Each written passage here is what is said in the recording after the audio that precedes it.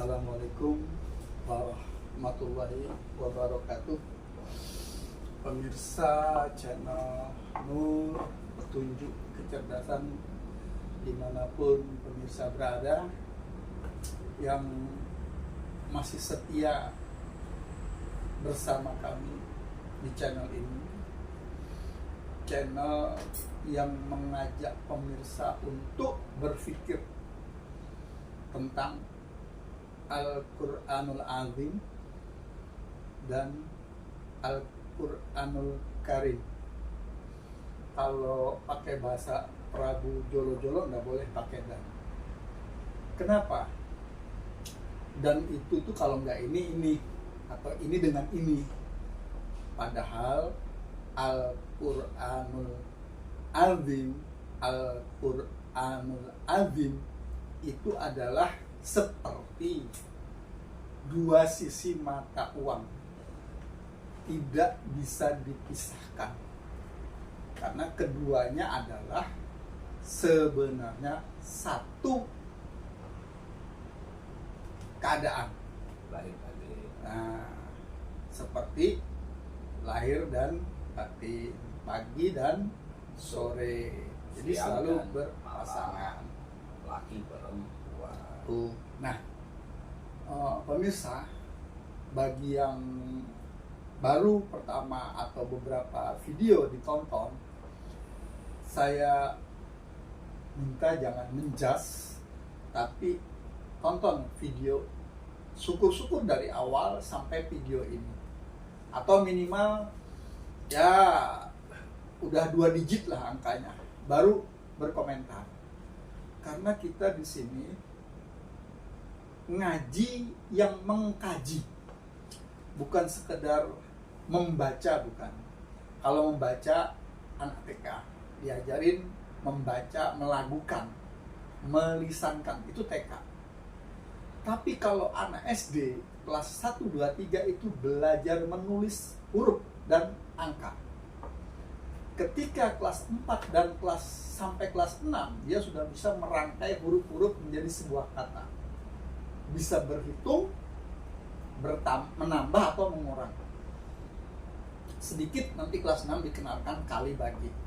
Yeah. Tapi kalau sudah SMP, maka dia diberi pengetahuan. Mulai dimasukkan sesuatu ajaran. Berarti itu nanti berkaitan dengan sinus kosinus. Nah, sudah mulai ada ke SMP sinus kosinus. Akhirnya nanti dilanjutkan di SMA, sekolah menengah atas atau sanawiyah. Itu kita sudah mengenal aneka karakter, banyak sedikit sesuatu yang berbilang ataupun yang terlihat dan terdengar. Berarti SMA sudah mengenal integral atau Belum? atau diferensial? Baru terakhir Integral sudah ada. diferensial. Integral terakhir. Nah, lanjut nanti ke jenjang berikutnya, itu ada yang namanya komprehensif. Nah, kalau sudah komprehensif, maka diajarilah metodologi. Pertanyaannya pemirsa, Saya Mas Kaji, salaman saya. Sampai nak pointer saya. ya, kan bervibrasi. Bentar. Soalnya kan tadi sudah dimulai. Saya sedang gini Ya. juga kamu Nggak berani. Jadi karena tadi kan kita ada subscriber yang datang ke sini pemirsa, jadi saya biar dia akan ngomong terus dari tadi, tak istirahatkan satu batang ya. Jadi pemirsa, dengan metodologi itu kita diajarkan bagaimana caranya membuat sesuatu. Nah, anggap saja sesuatunya itu yang paling gampang bikin pisang goreng. Cara membuat pisang goreng, siapkanlah pisangnya yang bagus, siapkan tepung, siapkan gula, siapkan air, siapkan garam. Jangan lupa kompor dan peralatannya siap. Rebus, masukkan minyak, bikin adonan. Nah, adonan yang paling enak adalah ada ukurannya. tepungnya sekian, gulanya sekian, garamnya sekian, atau dikasih apa lagi tambahannya, takaran. takaran. Ya. airnya sekian, jangan terlalu encer, jangan terlalu kental, cukup sampai di kalis. Nah, dicelupkan pisangnya, rendam 2-3 menit, baru dicemplungkan setelah minyak panas. 5 menit sudah mulai mumbul, 1 menit, 5 menit total, diangkat, ditiriskan. Terhidanglah pisang goreng anget-anget. Kebetulan harinya lagi hujan, dikasih kopi di depannya, Nikmat. rokok. Ah, Itulah surga. Itu tapi dijabarkan dalam sebuah tulisan kejadian perbuatan tadi, dari mulai beli pisangnya, kehujanan, atau pakai mobil tidak kehujanan, di supermarket atau di pasar tradisional, diceritakan semua sampai pada saat makan gigitan pertama itu ditulis rapi. Dikasih judul, cara membuat pisang goreng terenak di dunia. Maka buku itu dijual setelah disidang dalam yudisium. Ada panelis, wah itu kurang enak, rasa, ya enak, terenak di dunia. Dari 50 peserta yang undangan datang, pisang gorengnya 50, habis semua, ada yang tidak kebagian, berarti enak. Betul, tulisan ini benar mengatakan pisang goreng ini enak. Akhirnya larislah buku itu. Tetapi si penulis ini ditulis itu, penulisnya misalnya Jubaidah, di tok itu, di stempel oleh Profesor Doktor Insinyur Haji. kalau makanan kaitannya chef. Ini kan dalam metodologi komprehensif sudah saya tarik. Yes. Setelah dikonklusi, benar, buku beredar di Gramedia. Berapa harga buku, berapa harga pisang goreng? Mahal buku apa mahal pisang goreng? Ya mahal bukunya, karena bentuk ilmu itu. Ya, itulah ilmu yang kita ketengahkan dari podcast awal sampai podcast hari ini. Itu bagaimana Ki Jolo Jolo yang akhirnya berubah menjadi Prabu Jolo Jolo. Karena sebelumnya Ki Jolo Jolo itu hanya seperti orang yang menggoreng pisang.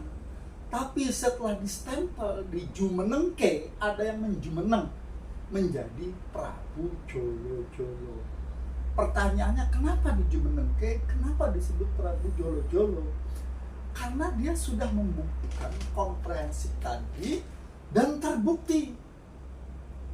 Mau tahu buktinya pemirsa? 1, 2, 3, 4, 5 orang yang datang, lebih kan, 5 satu jari ini, itu mengatakan bahwa ini ilmu tua. Kenapa disebut ilmu tua? Artinya dibandingkan si penyampai, dia mengakui ilmunya ini lebih tinggi. Termasuk saya. Kenapa saya berani menjumenengke Prabu Jolo Jolo? Karena dia kok ngerti ilmu ini. Apa, di mana? Setelah saya kulik, aku nggak ngomong liannya kecuali Quran. Oh, inilah yang disebut lisanun Arabiyun, bukan lisanun Arabiyun. Akhirnya orang mengatakan itu lisanun Jawabiyun. Terserah. Karena Al-Quran itu setelah saya riset dengan metodologi keilmuan, sangat logik. Logiknya di mana? Kalau mengajarkan Quran ini pakai bahasa Arab, bahasa Jawa nggak teteh, bahasa liane nggak teteh, tapi kok bisa merasakan manis, enak, gurihnya pisang goreng, merasakan kopi. Apa orang Arab kalau minum kopi rasanya manis? Kan tidak, tetap aja kopi pahit. Yang manis itu karena kopi dikasih gula. Dari situlah komprehensif tadi, sehingga Prabu Jolo Jolo setelah di Jumenengke memang layak. Kenapa layak? 1, Pengalaman saya lebih dari 13 tahun, kalau kumpul lebih dari 25 tahun, kalau ngomong selalu Quran surat atau hadis. Tapi bukan hadis yang selama ini saya bayangkan. Karena apa? Berdasarkan Al-Quran, sebaik-baik nasihat adalah hadis. Dan hadis itu ternyata adalah perkataannya Kanjeng Nabi berdasarkan wahyu dari Allah. Rasul Karim namanya. Jadi itulah risalah nubuat yang disampaikan oleh al-ulama warasatul anbiya, mulai dari Prabu Siliwangi, Prabu Kian Santang, sampai hari ini di depan saya Prabu Jolo. Demikian pemirsa, sekelumit ringkasan metodologinya mengapa disebut Prabu Jolo. Karena bisa mengetengahkan pisang yang biasa-biasa saja, setelah digoreng dikasih bumbu, dikasih lain-lain, jadi pisang yang enak.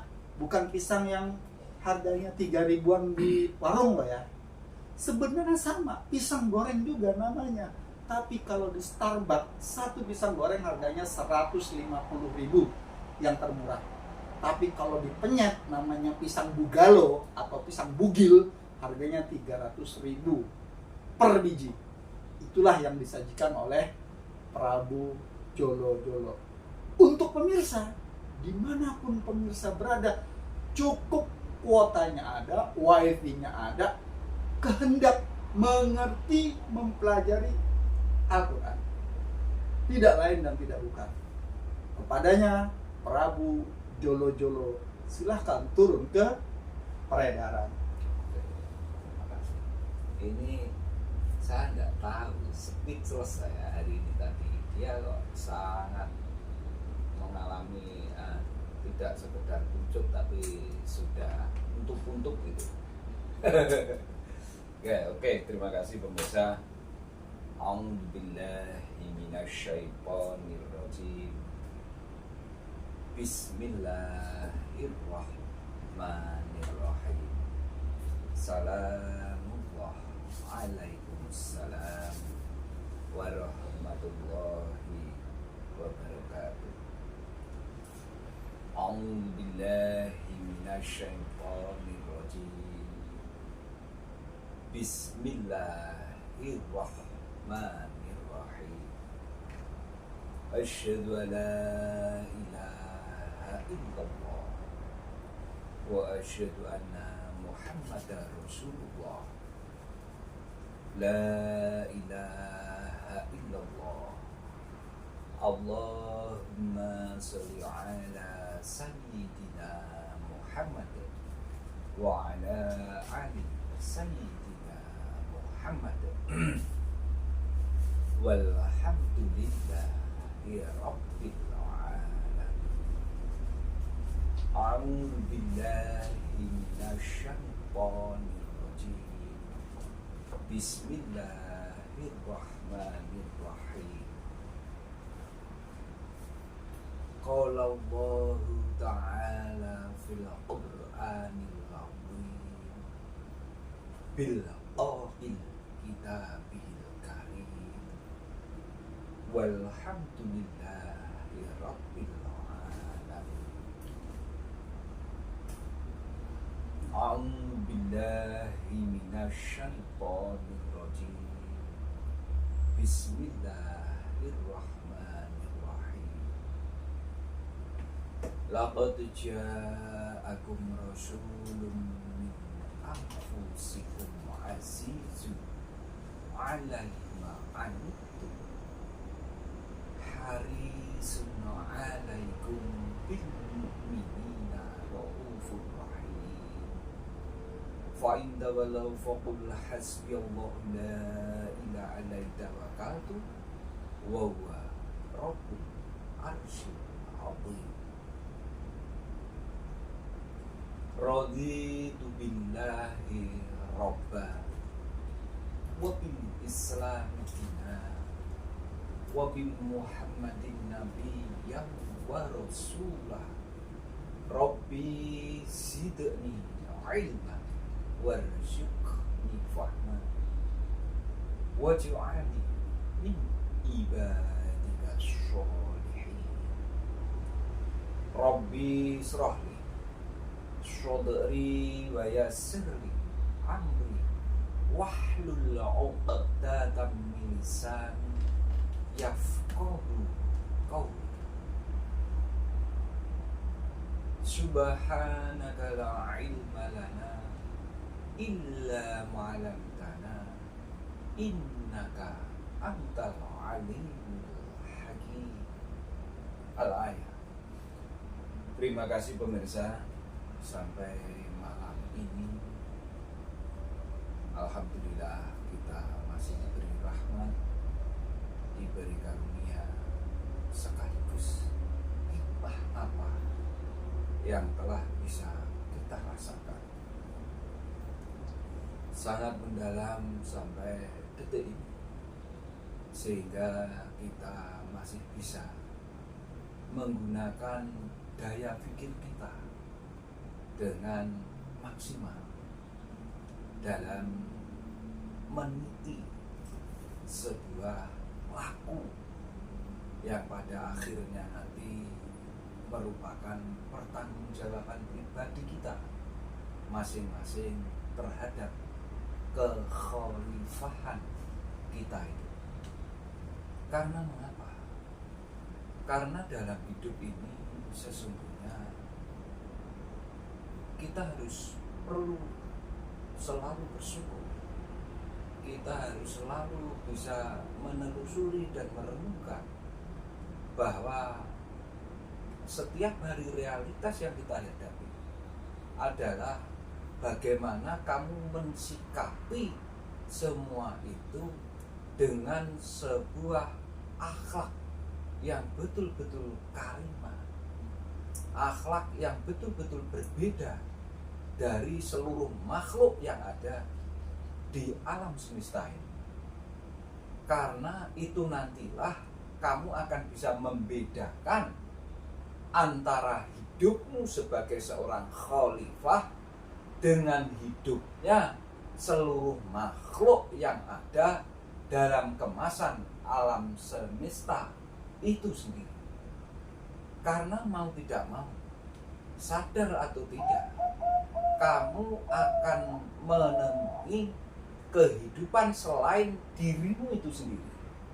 Bahwa banyak hidup yang ada di lingkungan yang kamu tempati itu sendiri. Kalau kamu tidak memahami itu, alangkah lalainya kamu dengan ilmunya Allah itu.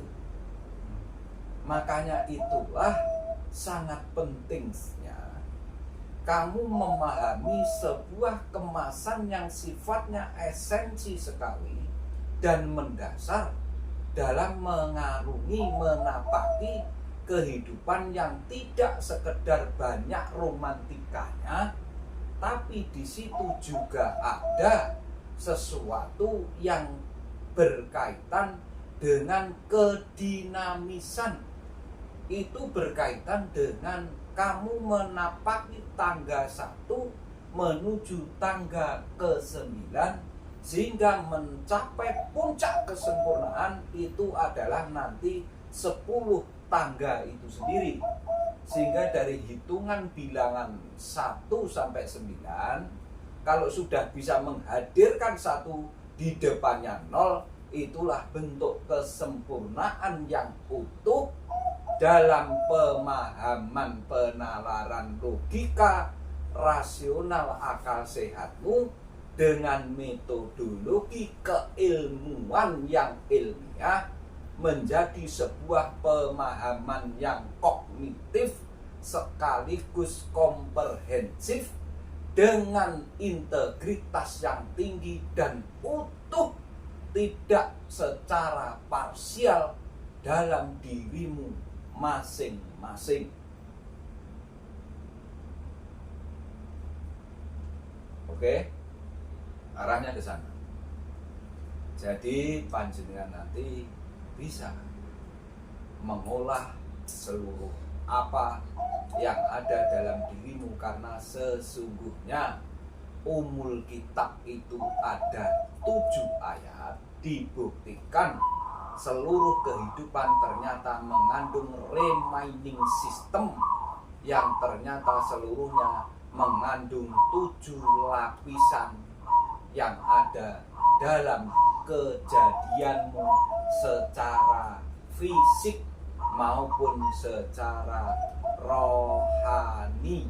Jadi lahir batin, wa awalu wa akhiru yatsid wal maghrib, atas bawah kiri kanan depan belakang, itulah kamu nanti memahami kemasan yang utuh sehingga tahu dasar-dasar kaidah-kaidah norma-norma yang dikatakan sejak awal adalah meliputi seluruh alam semesta. Itu sesungguhnya. Jadi pemirsa, dengan apa prolog yang diketengahkan oleh host tadi, itu saya sebetulnya sangat mengapresiasi dengan syukur yang sangat mendalam. Ternyata host paham bahwa mulai pertama sampai sekarang inilah sudah mulai apa yang dia tanam, apa yang dia inginkan selama ini berkunjung, dan pada akhirnya nanti akan menjadi kembang yang akan semerbak baunya, bahkan cahayanya akan menerangi seluruh alam semesta itu sendiri. Karena sesungguhnya apa kemasan yang ada di seluruh kitab suci Al-Quran itu adalah bentuknya adalah cahaya. Sehingga kalau kita ngomong cahaya, mau tidak mau tidak bisa terlepas dari sebuah diffraksi atau pembiasan, sehingga hati-hati, karena seperti apapun cahaya itu akan terrefleksi dalam setiap langkah dan tindak tanduk yang ada dalam kehidupan itu. Makanya jenengan itu berawal dengan pemahaman yang sifatnya qauli, pengucapan. Setelah pengucapan maka akan masuk ke dalam pemahaman penalaran yang sifatnya bayan atau binyami.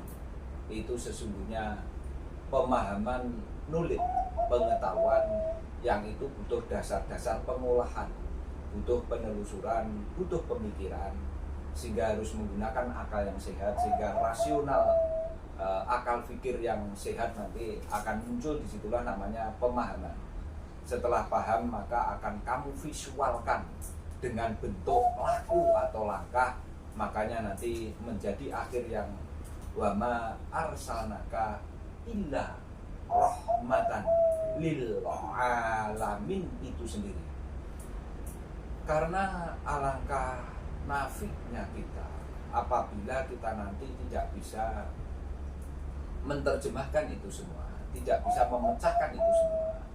Karena bukti kamu bisa memecahkan itu semua, bukti kamu bisa mempelajari itu semua, sehingga menjadi problem solving dalam kehidupanmu, itu hanya di kemasan limitasi alam semesta itu sendiri. Karena setelahnya tidak bisa.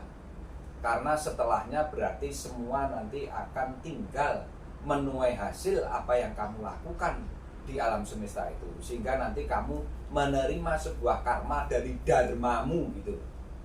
Itu sesungguhnya. Dharma itu perbuatan, karma itu adalah konsekuensi hukum kelojikan atau hukum sunatullahnya Allah. Apa sebab kamu melakukan, maka akan menerima akibat dari sebab kamu melakukan, dari pembuktian secara visual atau secara langkah itu. Itu pemirsa, makanya saya selalu mengulang-ulang itu dan selalu mereminding itu, sehingga nanti menjadi sebuah pemahaman yang kognitif di dalam diri, sampai akhirnya bermuara pada sebuah laku yang afektif di dalam diri kita masing-masing. Karena nanti sesungguhnya pertanggungjawaban diri tidak bisa dilimpahkan kepada siapapun, tapi akan kembali kepada pribadi kita masing-masing sama Sang Pencipta itu sendiri. Makanya hati-hati, karena nanti sangat sulit membedakan sesungguhnya sumber langkahmu itu dari Sang Pencipta, apa sumber langkahmu itu dari keturunan dongeng cerita atau legasi, atau dari validasi atau aktivasi dari lingkungan atau dari siapapun bentuknya yang kamu anggap sebagai sumber itu. Makanya kalau kita tidak menggunakan ilmu, tidak menggunakan rasio logika kita, maka alangkah tidak beruntungnya kita. Dan jangan sampai kita nanti menjadi termasuk golongan orang-orang yang merugi, atau istilahnya menjadi orang yang zalim, menjadi orang yang dolim, sehingga kita termasuk orang-orang yang lalai akan tentang kesahitan kita sendiri atau tentang kemusahadahan kita, karena kita ternyata dibaiat masing-masing individu itu oleh Sang Pencipta itu sendiri. Itu Mas Kaji ya. Itu makanya kita meneruskan dari kemarin adalah sub yang ketiga, itu berkaitan dengan ar-rijalu qawwamuna 'alan nisa. Ar-rijalu qawwamuna 'alan nisa itu di surat Ali Imran, Mas ya, surat 3 ayat 34. Enggak salah, surat 3 ayat 34 itu. Ngapunten pemirsa, An-Nisa itu adalah ayat surat keempat, ayatnya 34, Mas. Maaf.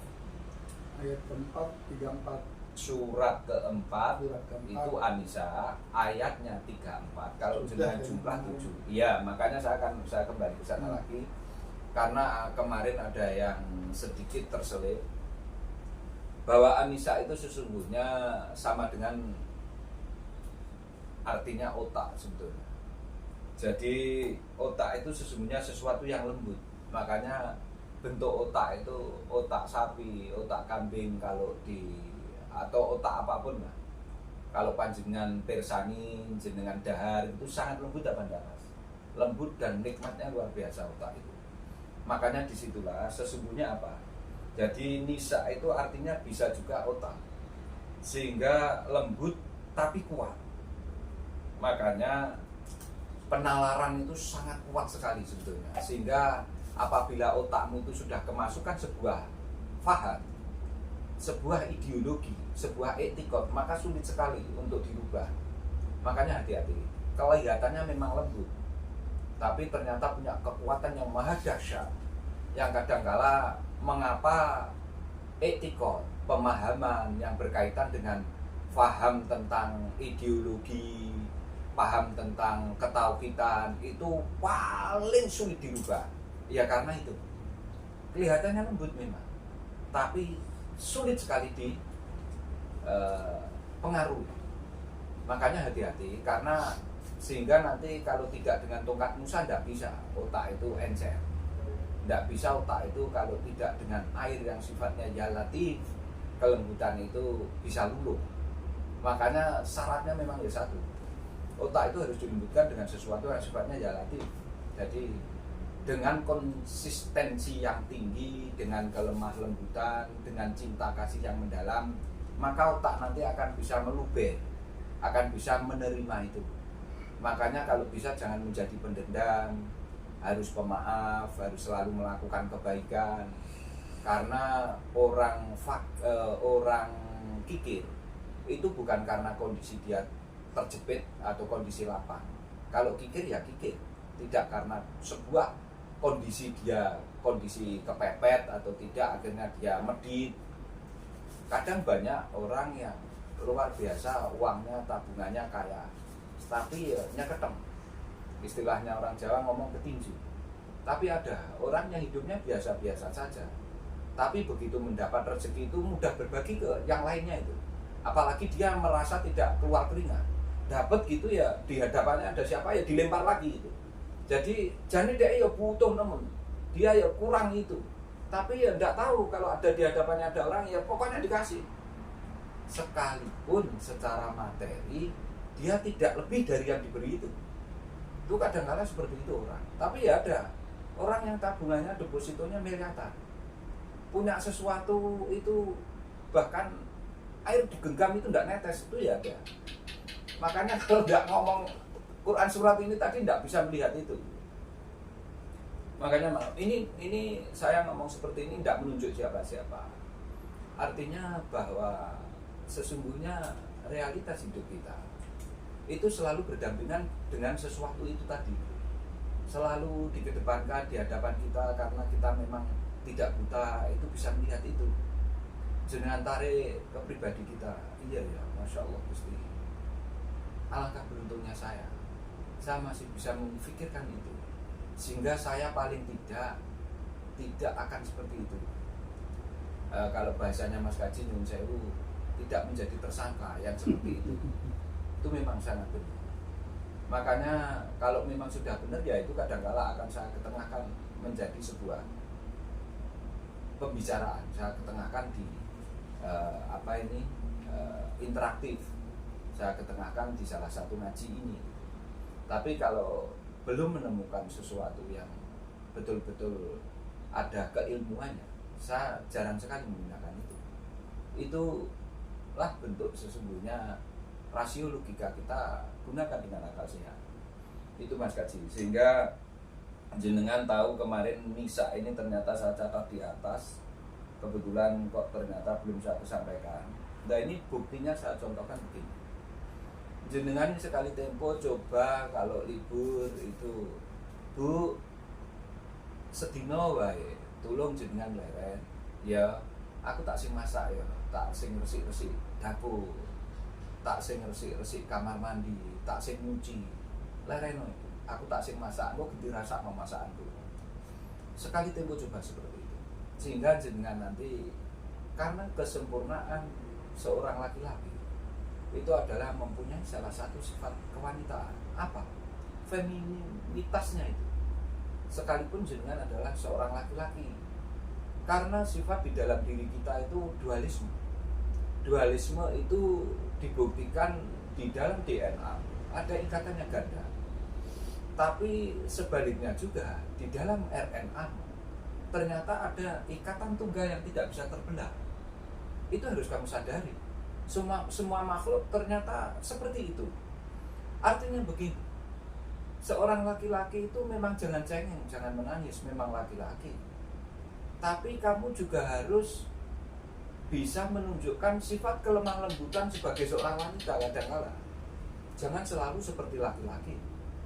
Tapi di sisi lain, kamu juga harus, perempuan juga demikian juga, karena saya sudah mengaitkan tentang gender, sehingga makanya kamu nanti tidak boleh mendiskreditkan itu gitu. Makanya kamu nanti tahu bahasa An-Nisa sekaligus memahami tentang An-Nisa gandengannya adalah An-Nisa kemarin gandengannya Masya Allah, padahal tadi sudah diingatan saya. An-Nisa gandengannya nanti dengan sebentar ya. Oh ini. Jadi An-Nisa gandengannya dengan unsa.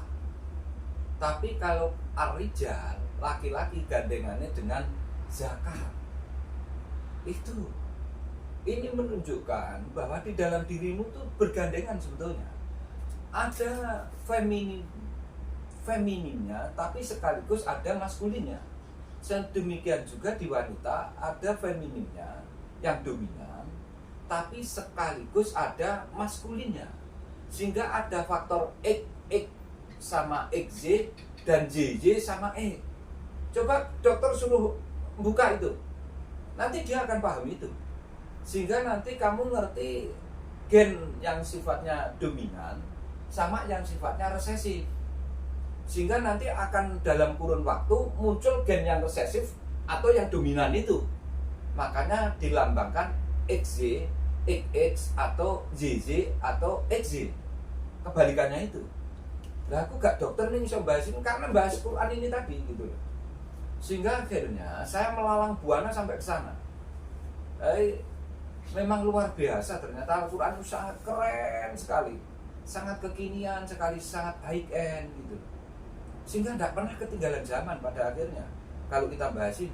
Itu coba makanya gini, terbukti gini. Wanita itu 9 bulan 10 hari sudah ngandut dalam penyempurnaan di dalam rahimnya itu.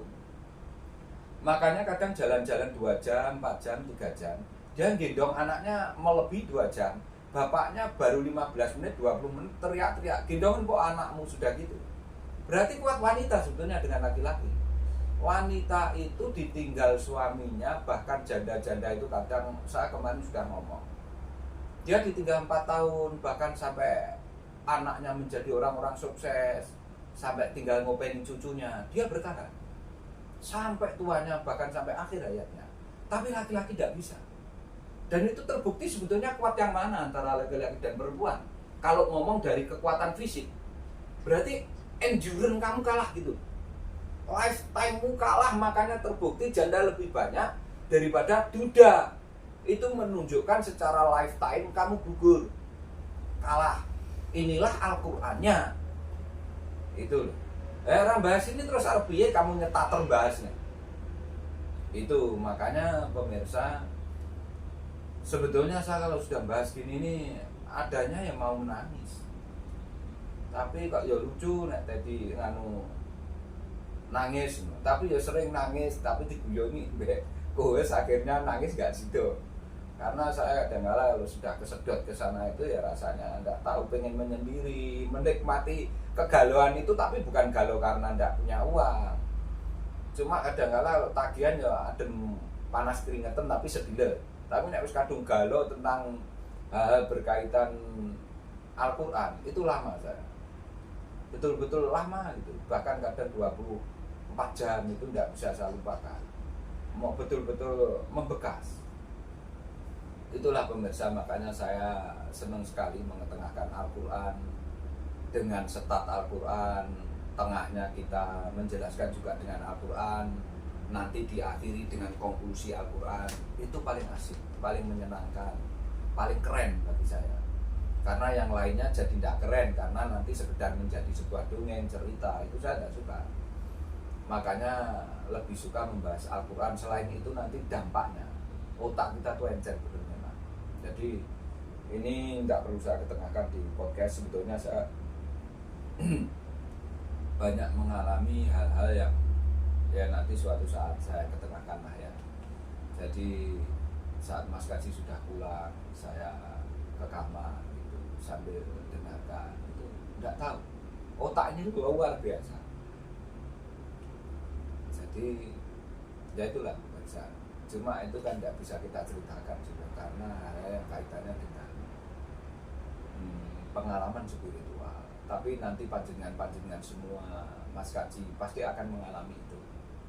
Jadi benar, ternyata reaksinya gimana ya? Seperti sengatan-sengatan bagaimana itu, tapi itu hanya dirasakan di belakang sini. Saya kadang-kadang nggak ngerti ini apa ya Gusti gitu. Karena dulu jarang seperti itu, sekarang kok sering gitu. Terus habis itu ya udahlah, apa yang dia rasakan itu sebetulnya sering saya rasakan. Cuma saya kan tidak pernah tak ketengahkan, tak biarkan aja, tak nikmati. Oh ternyata alam semesta itu sebetulnya punya ruh kehidupan, bervibrasi yang luar biasa banyaknya dan beraneka macam ragam warnanya. Itu benar memang. Tapi kan ini tidak pernah saya ketengahkan karena bahas dulu yang rasional. Nanti itu akan kamu dapatkan masing-masing sesuai dengan fingerprintmu. Tidak akan sama.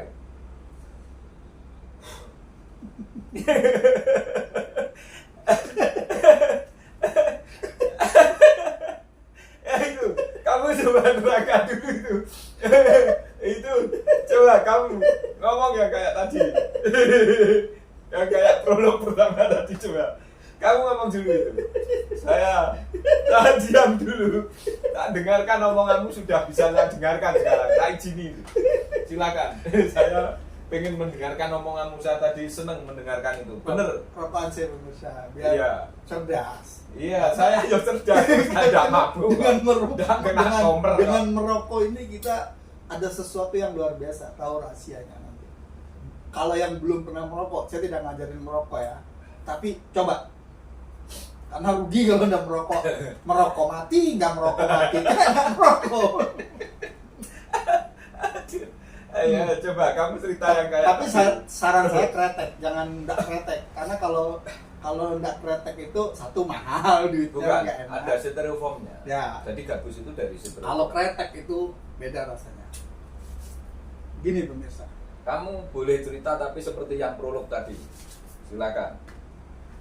pemirsa, bahwa di alam semesta ini tidak ada sesuatu yang Ujuk-ujuk lah. ujuk-ujuk jadi.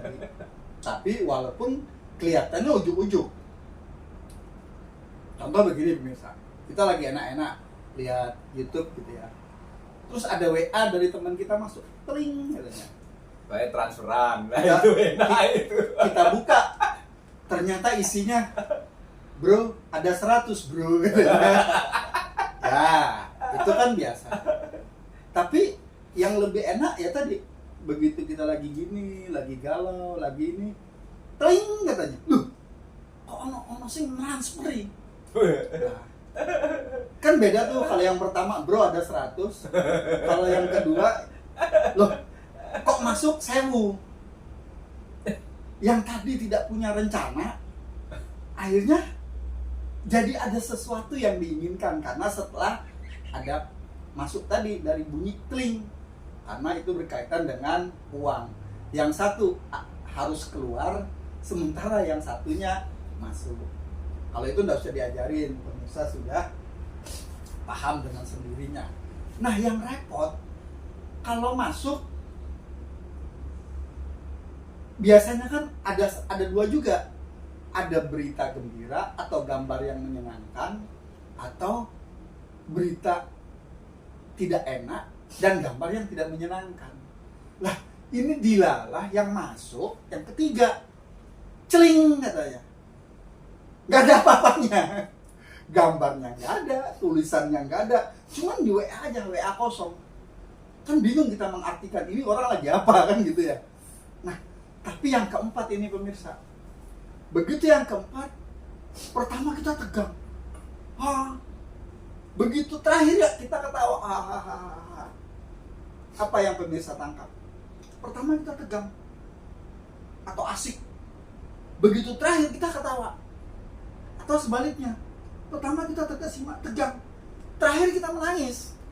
Sama aja ketawa menangis itu, intinya pertama kita begini, akhirnya ketawa atau menangis, sama-sama mengeluarkan air mata. Kalau tertawanya maksimal kan keluar air mata juga. Nah dari 2 kejadian, 3, 4 kejadian ping tadi masuk, ini realnya 4-5 hari yang lalu saya dapat WA ping, pertama saya asik tuh, bener ini. Begitu terakhirnya saya jadi ketawa, sampai keluar air mata. Saya diam, saya pikir tadi saya begini-begini keadaan sebelum WA itu masuk, tapi setelah WA itu masuk saya tertawa nangis. Siangnya WA masuk lagi, saya begini menangis langsung, terakhirnya baru saya tertawa. Nah, dan itu saya kirim ke Prabu Jolo-Jolo, saya pengen tahu reaksinya. Tapi sebelum saya lanjutkan, saya bertanya kepada Prabu Jolo-Jolo, saya ingin dikaitkan contoh Quran surat An-Nisa malam ini ayat 34, Ar-Rizal Yukon Al-Nisa, dengan video yang saya kirim ikan gabus. Nah, coba korelasikan bagaimana. Itu menurut Prabu Jolo-Jolo. Habis itu nanti saya melihatnya bagaimana. Karena tadi ketika Prabu Jolo-Jolo menerangkan Quran surat ini, saya tertawa. Tidak ada yang kelihatan, tidak ada yang membisiki. Malaikat hadir datang. Nabi Idris bukan malaikat kalau itu. Dia ngasih tahu tanpa suara, tanpa kata-kata, tanpa pokoknya rahmat karunia sehingga muncul hikmah. Dilalah Prabu Jolo-Jolo lagi menerangkan Quran surat An-Nisa ayat 34. Monggo. Karena versi Prabu Jolo-Jolo dulu. Oke, Semudah mungkin dengan contoh dari video yang masuk ke kita itu. oke. Sehingga Tangkap ikan gabus dalam bahasa yang sangat edukatif. karena yang ikan gabus kebetulan belum saya lihat ya. Tadi sudah tak bersihkan. Jadi nanti kirim tak lihat sebentar. Cuma saya menerangkan. Udah hapus. Oh, itu yang dari Bro. Nah, itu. Jadi begini. Jadi saya melanjutkan yang tentang nisa, ternyata artinya otak yang lembut, tapi sesungguhnya kekuatannya sangat dalam sekali. Jadi begini. Nanti bisa saya selami. Jadi begini. Jadi seorang wanita itu kadang-kala juga lihat memang lemah di sisi secara fisik, tapi sesungguhnya lifetime dan endurance-nya melebihi kita seorang laki-laki.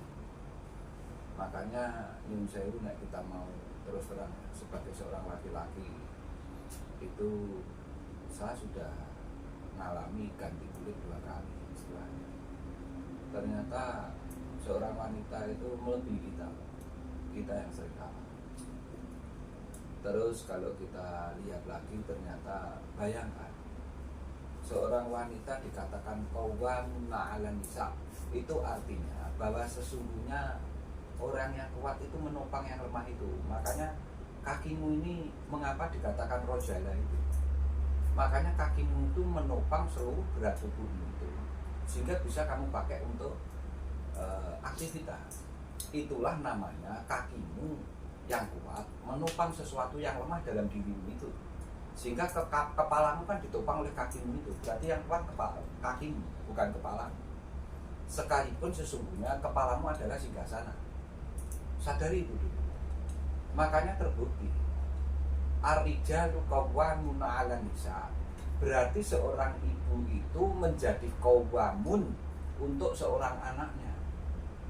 Karena alangkah tidak kuatnya kalau bapak ngopeni anak telu opo papat setelah kematian seorang istri, tidak usah nikah sampai menjadi aki-aki. Beliau ngopeni, membuktikan ngopeni itu pernah terbukti apa enggak? Sampai umur saiki jenengan ngene. Enek seorang duda sampai aki-aki saat usianya masih 42 tahun, tidak jaksa ngomong 40 ya. Padahal ada seorang wanita usia 35 tahun tidak nikah lagi. Anaknya 4 jadi orang semua. Sampai tidak menikah lagi membuktikan menjadi aki-aki. Itu banyak. Berarti seorang wanita itu menjadi rijal yang qawwamuna 'alan anak-anaknya itu tadi. Tapi laki-laki tidak bisa membuktikan itu sampai kurun waktu sampai saat ini. Coba di riset itu. Coba di question lagi. Diteliti. Di alam semesta ini, di benua manapun, dari etnis apapun, dari suku apapun, cek coba. Adakah seorang aki-aki yang membesarkan anaknya 4 bahkan sampai 7 menduda dia? Nah, pernah nggak kamu berpikir tentang ini? Kamu kaitkan dengan Quran surat 4 An-Nisa ayat 34 ini. 34 itu 7, 4 itu menguasai 4 mata arah angin, 4 itu adalah tanah, udara, air, api yang ada di dalam dirimu. Wanita sempurnanya seperti itu. Awake dhewe lah kalah janjane. Makanya kamu jangan main-main ngimami tapi nggak iso mbuktekno. Nanti namanya lah menjadi orang apa ngimami ra iso mbuktekne. Makanya aja tau ngimami sholat bojomu, isin. Ngono mokso, kowe kudu melok aku, manut aku ngene-ngene dengan berbagai macam dalil. Jangan. Ketengahkan Quran saja sehingga kamu nanti bisa melihat secara harkat martabatnya, melihat secara ar-rijalu qawwamuna 'alan nisa'nya itu, karena bisa melihat kesetaraan sekaligus keadilannya. Itu tidak boleh, karena ini dua mata uang itu tadi, sisi satu dan sisi yang lainnya tidak bisa kamu pisahkan. Makanya saya selalu ngomong, di dalam DNA ada ikatan ganda, RNA-nya ikatan tunggal. Itulah satu kesatuan, seperti kakimu dua menopang roksunmu, menopang singgasanamu. Kepleset kebetur dok kepalane natap, terus jadi piye? Lumpuh kok. Itu loh sesungguhnya. Ya pada rata-rata orang yang stroke bahayanya kalau kakinya lemah, kepalanya terbentur, hancur apa enggak? Diskusi semuanya. Makanya ngati-ngati dengan istilah ar-rijalu qawwamuna 'alan nisa. Ternyata sesungguhnya kekuatan daya pikirmu yang lembut bentuknya, tapi mempunyai lifetime dan mempunyai sebuah kekuatan yang maha dahsyat. Bahasa Inggrisnya endurance gitu aja. Bayangkan, ketahanannya luar biasa ternyata. Itulah asan mbek Quran terus utekmu kok dadi encer. Itu sudah saya rasakan sendiri. Mupas apapun kamu nanti jadi sempurna. Itulah. Makanya bisa menjadi ulil albab, istilahnya gitu. Pol-polin jenengan sebagai khalifah itu ulil albab, mukhlis, takwa. Itu aja lah. Enggak bisa lebih dari itu. Nek al-amin kanjeng Nabi itu, sehingga jenengan nanti bisa membuktikan korelasi yang kuat, ada relevansi terhadap implementasi bagaimana kamu menginterpretasikan hidupmu dalam penerapan aktivitas kekhalifahan itu dengan realitas keadaan yang logik. Tidak bisa meninggalkan cara berpikir yang sehat. Itu sesungguhnya. Itu pemirsa, sehingga jenengan nanti kalau memahami itu semua, maka jenengan akan bisa mencapai peradaban dalam kemasyarakatan yang ideal, menegakkan keadilan dan kesetaraan. Manusia punya harkat martabat yang mulia jadinya nanti. Engko derajatmu dadi derajat yang luhur, seperti kalau ritus adalah sholat.